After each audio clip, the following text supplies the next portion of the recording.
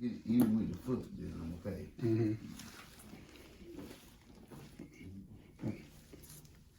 How much has it been hurting you lately, this callus here? Well, like I said, I stepped on a nail in 2005. Mm-hmm.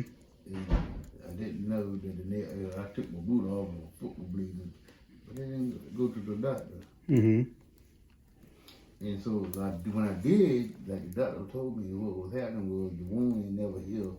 And what that does is just cover it back up. Mm-hmm. You tell me. He tells me now. Well, he was definitely in the right track.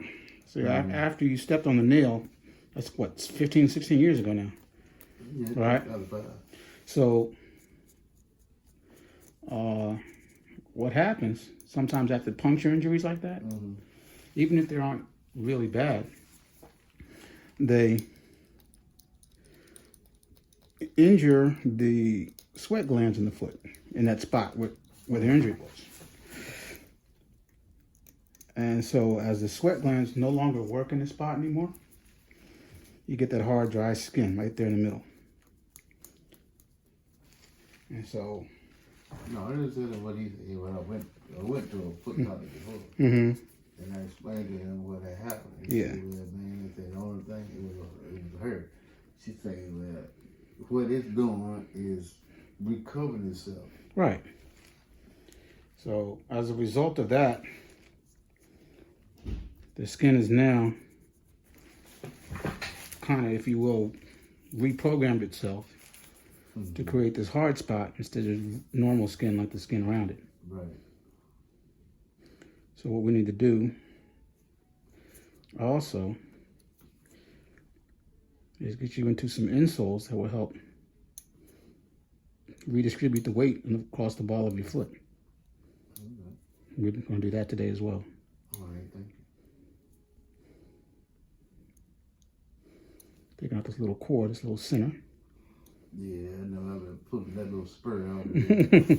It's a little spur. Exactly. That's in the middle. Mm-hmm. And, you know, a lot of times, you know, I'll get down there and pull that little spur out. Mm-hmm. What do you use? My fingernail. Yeah, that's crazy. But sometimes it hurt. Yes, sir.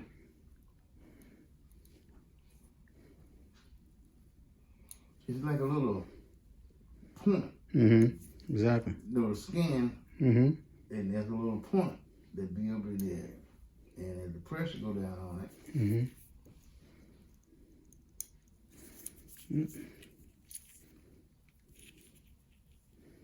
and that's it right there. Want to see it? Want to see it? Yeah, that little sucker there. Yep. Give me fits. That little sucker will, yeah, exactly, will give you fits all day long. It's like getting a little rock in your shoe as you walk around. Yeah. But then, doctor, I don't have no excuse. That, I've been going to the doctor, but sometimes I learn that they be telling me wrong. Right.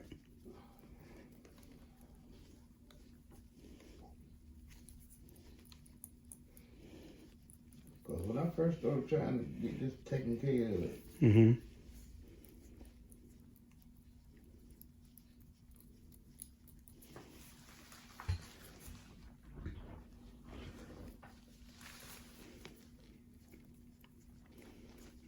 How's this one feel underneath this bunion? That I did what I supposed to I never got the prescription. Supposed to give me a prescription to keep them soft.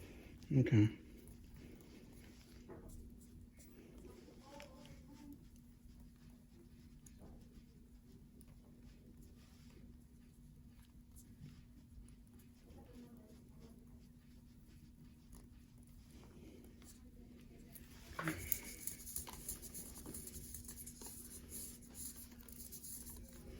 Does heel cause you any discomfort at all? No, sir. Good. Only that. Oh, this one in the middle of the ball of your foot? Yes, sir. But that dude, noise.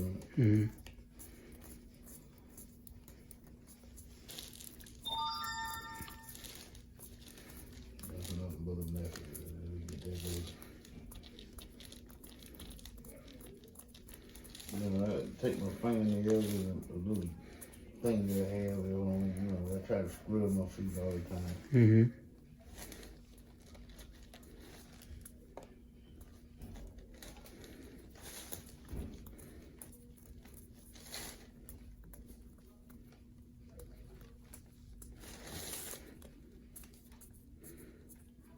Dr. Jefferson, Mm-hmm.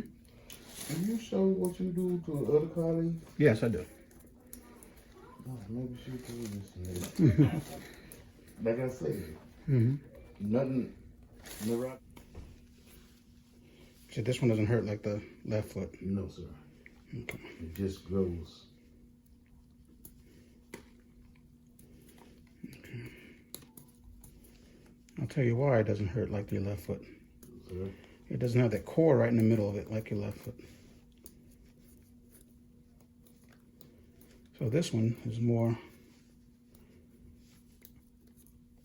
out of a biomechanical issue rather than, pressure, the way you walk, the amount of natural padding you may have lost in the ball of your feet. Okay. We have a natural padding called a fat pad in the feet, in the ball of the feet, and in the heels. And sometimes as we age, that fat pad can get thinner, or it can move out of place toward the toes. It's kind of like puffy right in here. Yes, sir. Some of this fat up in here should be under here. So you lost that natural padding, that natural insole, if you will. And over time, you can get the formation of these calluses.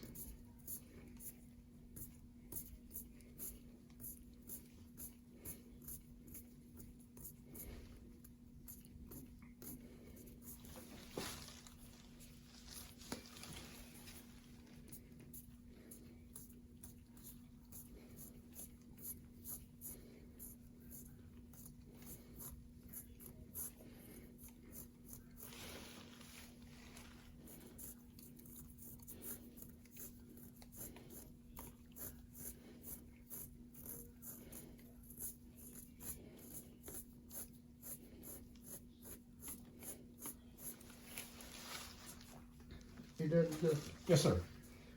This lady that I know, she's a friend of mine, right? If she's a diabetic, she don't have no, you know, her ankle swell, her knee swell, her feet swell, but she ain't never been to the foot doctor. Would it be all right if I could call and make a appointment for her? Oh, that would be great. Thank you. I will. Does she have a primary doctor? You know, that keep her on top of her diabetes and everything? No. No, sir. She should definitely start there. You know, definitely want to have a... She's 74. Yeah, 74, 47, doesn't matter.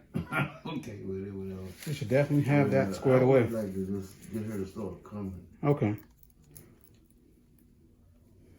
We can do that for her. We can also help find her a primary doctor if she doesn't have one. If she doesn't have a primary doctor, how's she getting her medications? She goes to Howard whenever she goes to the eyes checked and it's kind of, it ain't complicated, but I be asking her, who is your doctor there? So she's going to the clinic in the hospital? No, she goes for eye doctor appointment and she thinks that's supposed to be, you can ask the eye doctor for, you know, I told her maybe you can't do that. The eye doctor's not supposed to be managing her diabetes. I don't even think they know. I think they know, but I don't know if they know. So I need to start getting checked. Yeah.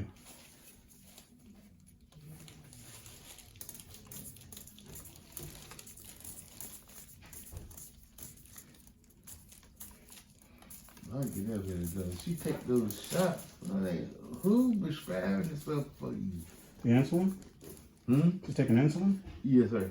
Oh, yeah, somebody, you just can't walk into a store and get that. Somebody's prescribing it. She's got a primary doctor or endocrinologist or somebody somewhere. I on the bottom to find out and I call him and figure out what's going on.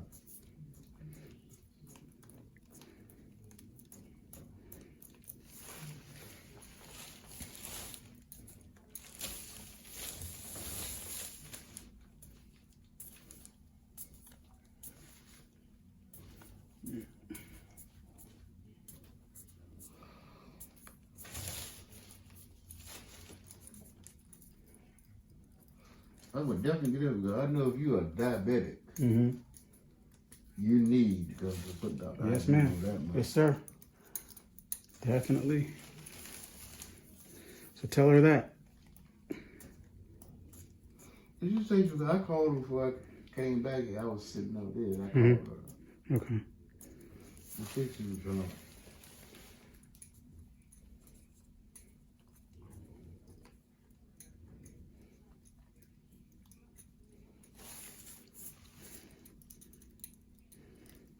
Okay. Get this all cleaned up here now.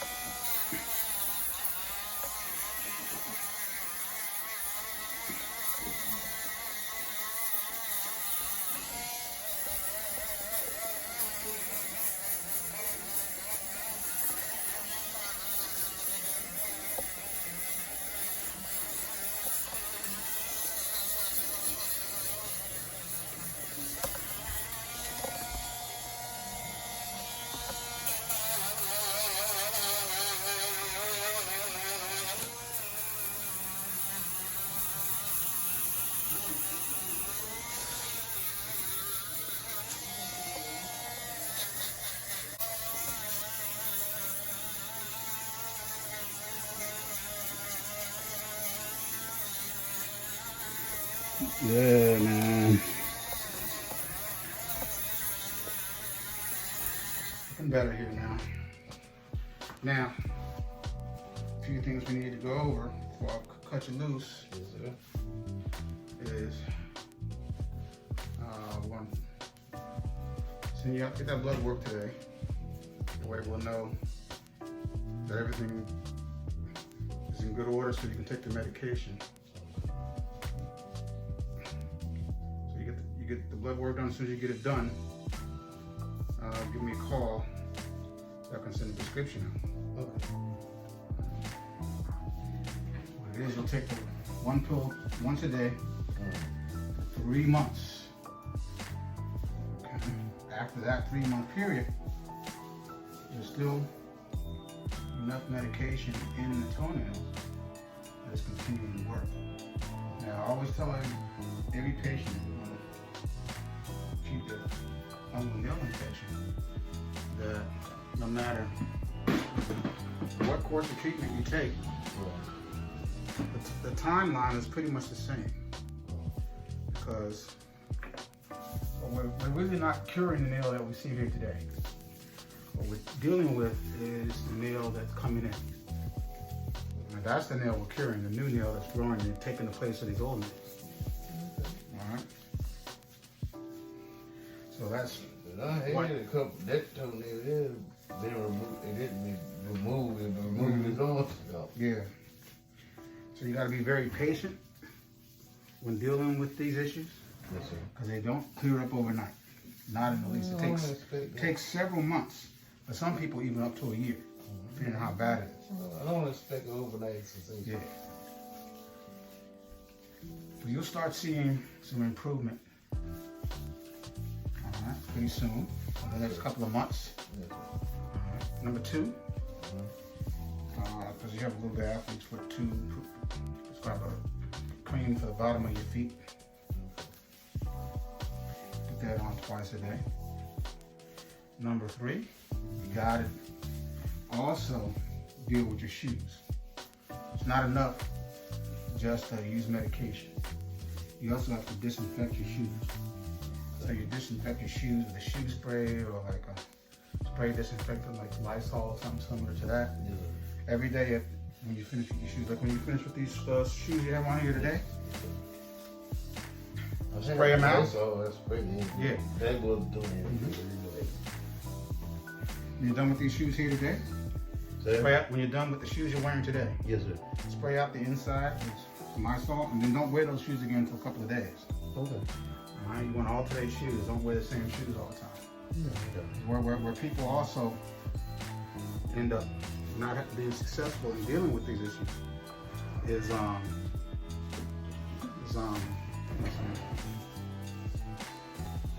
reinfecting themselves. Oh. You don't want to reinfect yourself by wearing the same shoes all the time. Okay. So do deodorizer between the toes. Okay. Or you use a foot powder or a baby powder, something between the toes. Every day after you bathe. Be sure you completely dry between your toes after you bathe. Yes, sir. All right, my man. Looking good here. Any other questions? Go to the lab or go back to the You're gonna go my to doctor? Yeah, you can go to the lab. I'll see you. Give you the form to go to the lab. Get the blood work done. Okay. All right. All right. And once it's done, we'll have the results in about a day or two. Then we'll know how to move forward. Okay, great. All right. Any other questions, man? You done answered everything I really wanted to ask. All right, my man. We got you set. Thank you. All right. So we'll be seeing you back here in a couple of months. 2 months.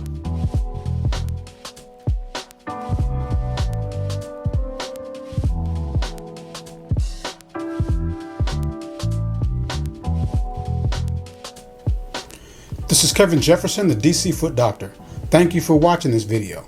Like it with a big thumbs up and subscribe to the channel. Share it with your family and friends. For more videos like this, click on these. But most importantly, take care of your feet.